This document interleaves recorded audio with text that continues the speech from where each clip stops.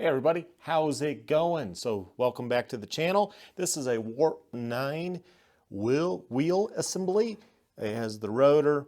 This is for a Talaria Sting MX3. So we're going to go ahead and finally get a tire on here. So we decided to go with a 100-121 Kindon. This is the Southwick 2. It's kind of a hard rubber, but these are pretty light bikes. So it probably should be pretty fine for people. It's pretty knobby, so I would think it would grip into our decomposing granite, but it is a fairly hard rubber, which might make installing it a little bit tricky just because it's so hard. Anyways, we're going to get her installed here, and we're just going to run a tube for now. I might have said the wrong size. This is a 80-121 Southwick 2 Kindon K780 tire. Let's see, best way to install it?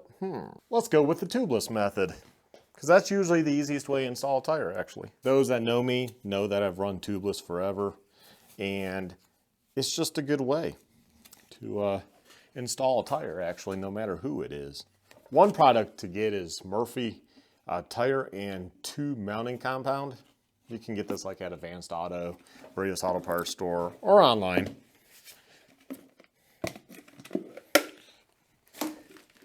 And it looks like that.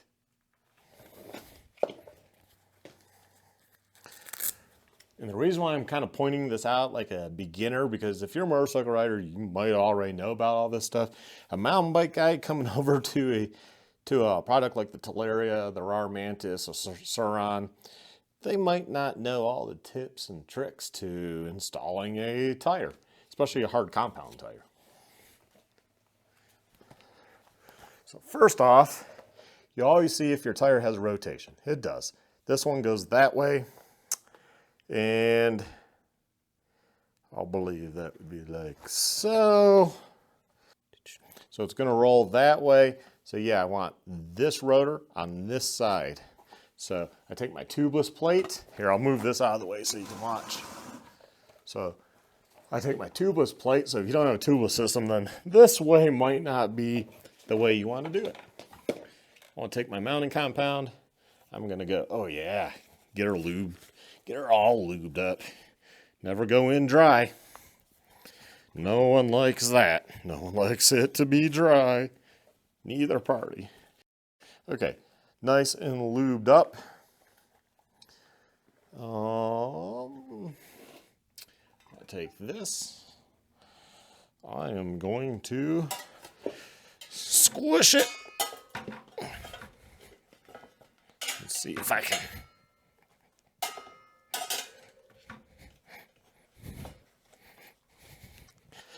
And you might need tire irons. So you take your tire iron. You're going to be like, you're scratching their rims.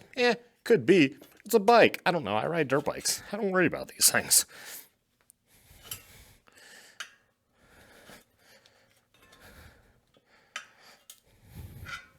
Okay. We be in. Of course, this is our bike. It's not a customer's bike. I'm not going to worry about it. Yeah, they do sell rim protectors and this and that. I did forget something. I need to put some rim tape in here or something. So if you don't have rim tape, you can use good quality Gorilla duct tape. And what's nice about duct tape is you can figure out the width.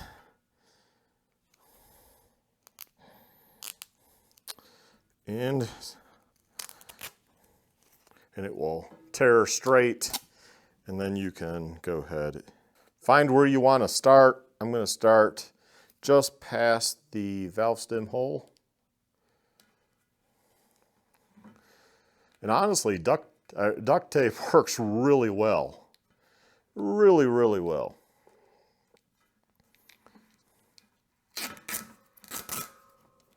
Oh, it's what I do for tubeless. It works for the high pressure, and it works for tubes. Just protects the tube from the nipples for the spokes. So you want to keep it semi-loose. Kind of just work it in to the center. This ain't go around it lightly and call it good. It is a little bit of work.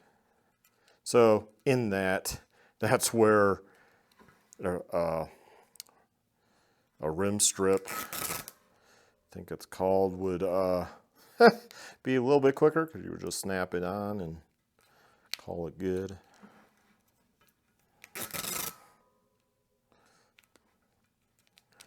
But I find one thing with the duct tape versus a rim strip is it doesn't move. So once I cut out where the hole is for the valve stem, that's where the hole is. So trying to get the valve stem in and having things move. And then I go a little past the valve stem. We'll just call that good right there. I suppose you could wrap twice if you were really worried, but I think that would be obsessive. Okay. Okay. So now I go back through and I'm going to just make sure it's all down and seated and stuck. And because this is a new rim, I didn't have to really prep it like I would on an old rim that you're going to have to clean. Okay, I'm back to where I left off. This time though, if you can, put it on so you're not dealing with the rotor later. The rotor sits in a bucket like that. One thing I forgot to do was put the hole in the tape. Silly me, I'm being rushed here, but got that done. So now, once again, okay, that goes there, looks good. A little bit. Take your tube, or back to where we need to be. Take your tube, slide your tube in.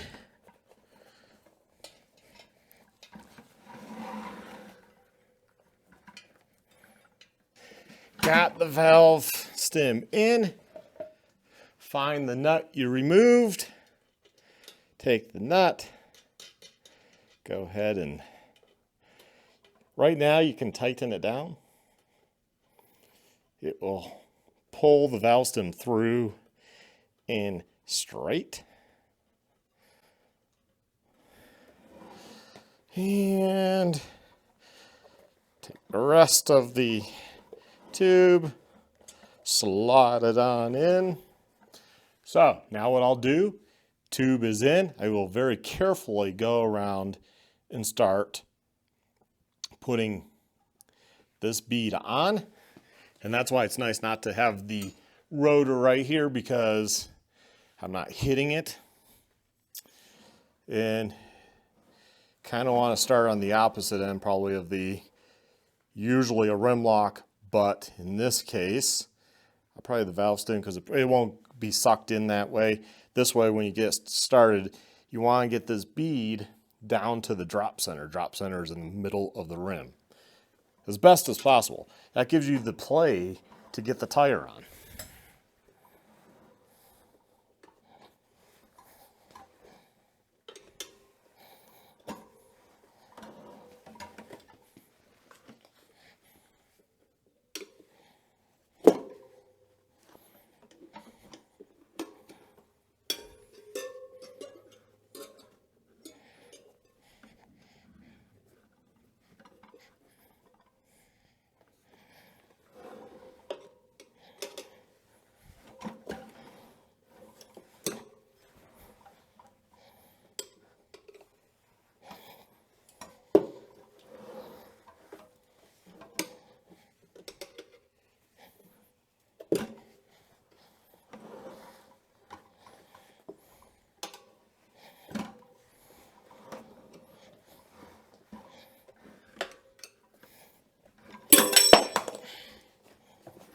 I kind of use my legs for the tire irons. I don't know. It's just something I've learned to do.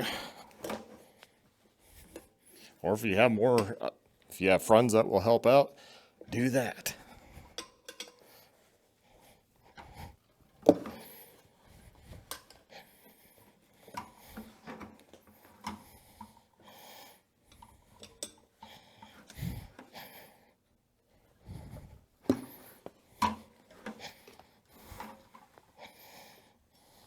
Now this is where I could try shoving in the curved end. That will scrape up the rim, or I can just shove in the flat end, like so. The problem is it might come out easier. And I did mar it a little there. I don't have rim protection here at the shops right now. I do at home. But, you know, like I ride hard stuff, rims are getting banged up in ways. So it doesn't really bother me. I'm going to go ahead, tighten this nut a little bit, because like I said, it keeps the tube from going crooked. And now we'll start up the air compressor and give her some air.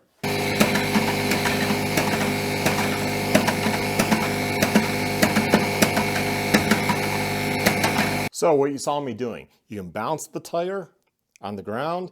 That will help seat the bead. Or because I have a mallet here, hit the rubber and that shocks it. And then I add a little bit more air, and I know I have way too much air in here, so we'll let some out, but I add air and I'm watching it carefully because you don't want to blow up the tube. So watching it carefully, watching the tire come out, beat it a little, see if it comes out, and it did. Sometimes you can also like toss the tire on if it's being really pain, put it on the bike, especially a motorcycle this works because maybe the weight, I don't know about with the Talaria Sting or other like e-bikes because they're lightweight, but you can just run the tire, like run it around the block, and it should pop out. So there we have it. That is on. Now, what we do in the motorcycle world is you don't put this nut tight. For some reason people want this nut tight. Don't know why. Honda Race Team says to keep it loose, and what you do, we have to adjust the air in this, but what you do is you take your valve stem cap, you put it on, and then you run the nut to the base. Because this rim is bending while you're riding. That's the idea behind spokes. If you were to watch this under a high-speed camera, the rim is actually distorting. So if the tube is attached tight to the rim, you could pull out the valve stem from the tube because it's pulling apart. This allows the tube to move within the rim as you're riding, as it's taking hits, as this is warping. You know, these take a lot of abuse. If you were to, like I said, watch this on a high-speed camera, man, this thing would be distorting. It wouldn't be round the whole time. So that's why you do that. Honda Race Team recommended it. I've always done that. That's just what you should be doing. Now, I don't know why bike manufacturers tend to have everything come with that tight. Makes no sense to me. First thing I do is when I work on somebody's bike, I always back that off. Now over time it might go loose or whatever, but usually it kind of stays loose, but if you put it snug to the top, it usually will stay there. Sometimes it will loosen itself back over time. Not a big deal. So I have this nice Joe's Racing Products gauge. It has the air release right here, so I just put it on. And I say, oh my God, we're way over 60. Above 50. That's how much it took to seat that bead.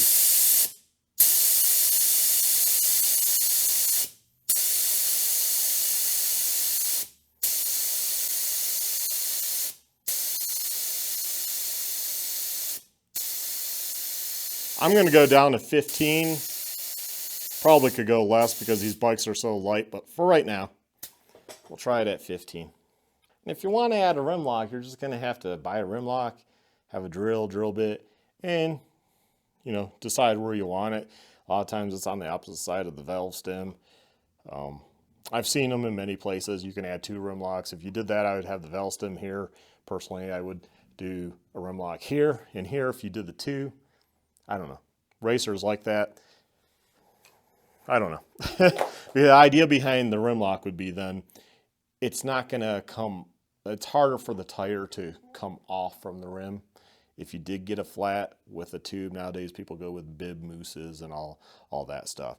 And I wonder if there's like a bib moose that would work with this. I mean, that would be pretty cool. I'll have to look into that more. But we got this one done. One Warp9 with a Southwick, and I'm hoping that fits on the Talaria, because that will be pretty cool. So thanks for following along in this video. Have a good one. Stay well, stay safe, my friends. Bye.